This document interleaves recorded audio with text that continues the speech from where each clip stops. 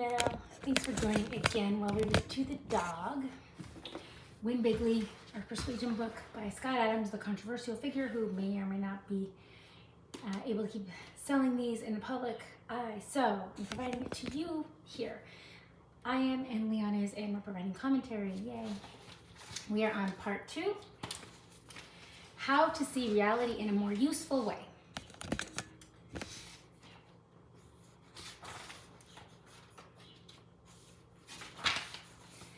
The myth of the rational mind. Students of philosophy, remember that Plato talked about the subjective nature of our personal realities in the allegory of the cave in Republic, 1480 to 520 AD, circa, somewhere around then. We all know it's old. Plato asked us to imagine a group of people who lived their lives chained to a wall of a cave that faces another wall.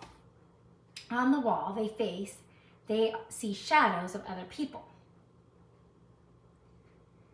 walking around in front of a fire elsewhere in the cave, but there is no way for the prisoners to see the other people directly. To this group of cave prisoners, the shadows themselves appear to be real creatures living independent lives. The prisoners would have no reason to think otherwise because the shadows would act and move like living creatures. If you release the cave prisoners, they would soon learn about the properties of fire and shadows, and they would have to reinterpret their entire reality to fit the new data. The point of Plato's allegory is that, figuratively speaking, we humans might be chained to a cave created by our own faulty brains and senses, experiencing a shadow world that is entirely different from objective reality. Other famous philosophers, notably David Hume, born in 1711, have questioned the nature of reality in terms of the existence of free will. If, as some philosophers claim, humans have no free will, and we are nothing but victims of cause and effect, that means our common view of reality is absurd. In this model of the world, we are little more than meat robots who wrongly believe we control our own decisions and actions. Famous German philosopher Immanuel Kant, born in 1724, held that the human mind creates the structure of human experience. He explained that our brains don't have direct access to base reality. We have to settle for interpreting the input from our faulty senses. Kant uses a lot of words to say reality isn't necessarily anything like the way we perceive it. For the purpose of this book, you don't need to accept any of these philosophical interpretations of reality. I only mention them to show that smart people throughout history have made arguments about the subjective nature of reality that are compatible with what you will read in these pages. In more recent times, cognitive psychologists and physicists have discovered a lot of eye-opening stuff about the limits of human rationality.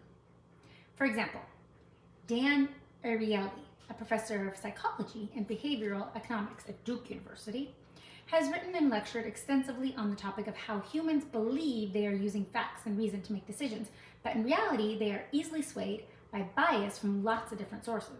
Ariely wrote Predictably Irrational in 2008. The most famous voice in this realm is Robert Cialdini, a Regents Professor Emeritus of Psychology and Marketing at Arizona State University, and past visiting Professor of Marketing, Business, and Psychology at Stanford University. Cialdini's two best books are Influence in 1984 and Persuasion in 2016. They're master classes in the irrational nature of human decision-making. One place you would expect to find the highest level of human rationality is in financial markets, because trillions of dollars are on the line, but we don't see that rationality, not from common investors, but not even from financial professionals. Princeton economist Burton Malkiel taught us about irrational investors in his book, A Random Walk Down Wall Street in 1973. More recently, philosopher and statistician Nassim Nicholas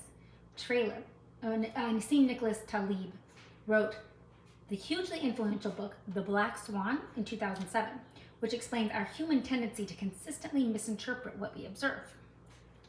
And what do physicists say about the nature of reality? That's a mixed bag of weirdness. Much of what we know to be true by experiment makes absolutely no sense to our limited human brains. Two of my favorite examples are quantum entanglement and the double slit experiment. I'll spare you the wonky science, but if you do some reading on those topics, you will quickly learn that human brains don't have the capacity to understand the nature of reality. Philosopher Nick Bostrom takes things one step further by asking whether we are a real species or a simulation created by an intelligent civilization that came before. This idea comes from the simple fact that we will someday be able to create software simulations that believe they are real creatures. And when we achieve that level of technical proficiency, we're unlikely to stop with one simulation of that type. In the long run, you could expect far more simulated realities than the real one that started it all. So the math of it says we are far more likely to be a simulation than an original species. The interesting thing there is that neither the real species nor the simulations would be in a position to know which one they are. But just for fun, in Appendix C, I propose a way to figure out whether you are real or simulated. I mention these brilliant philosophers and scientists because they would all agree there are real limits on both human perception and human rationality. I encourage you to remain skeptical about any of the details in this book, but it might help you to know I am in good company, philosophically speaking, on this big picture, that humans think they are rational and they think they understand their reality, but they are wrong on both counts. All right, so that is the end of our section for today.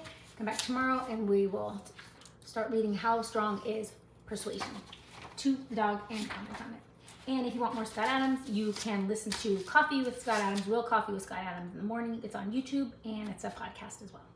It comes on at 10 a.m. on the East Coast and 7 a.m. live on the West Coast. I think that's 9 a.m. in the Midwest. Anyway, like, subscribe, comment, all that. Say bye to Leon while he keeps sleeping.